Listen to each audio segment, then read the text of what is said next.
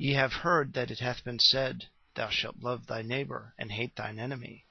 But I say unto you, love your enemies, bless them that curse you, do good to them that hate you, and pray for them which despitefully use you, and persecute you. We must love our enemies in heart, in word, and in deed, desiring their welfare, praying for them, speaking well of them, and assisting them as occasion requires. The enemies whom Christ here enjoins us to love are either those who hate us, or those whom we do not love. A man certainly bears a hostile mind when he therein cherishes aversion and hatred, either with or without cause. This one precept alone is a sufficient proof of the holiness of the gospel and of the truth of the Christian religion. None but God could have imposed a yoke so contrary to self-love, and nothing but the supreme and infinite charity could have made men love and practice a law so insupportable to corrupt nature. In vain do men flatter themselves with loving their enemies, if their works do not give testimony thereof. That ye may be the children of your Father which is in heaven. For he maketh his sun to rise on the evil and on the good, and sendeth rain on the just and on the unjust.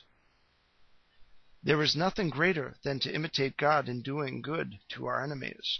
All the creatures pronounce on the revengeful the sentence of their condemnation, wrote with the rays of the sun, the drops of rain, and all the other natural good things, and use thereof God gives even to his enemies.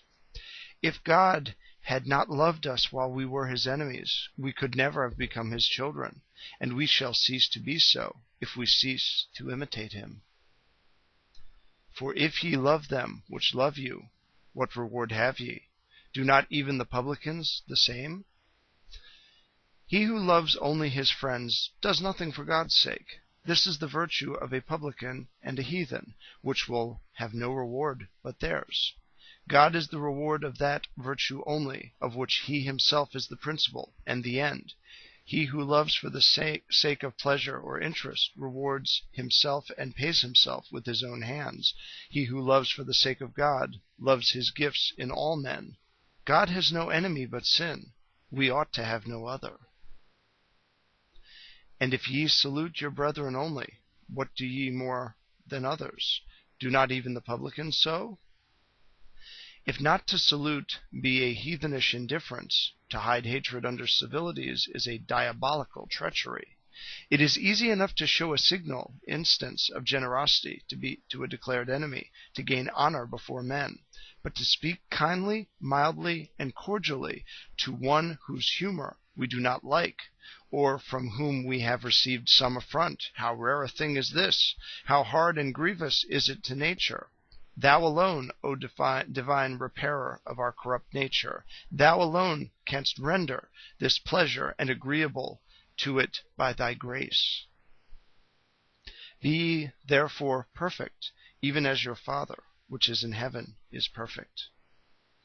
God is, in himself, the principal law and the chief pattern of the perfection of the man and of the Christian. God has but too many bad imitators of his power, of the simplicity of his nature, of his independency, and of his vengeance, but he has very few of his love, his condescension, and his indulgence.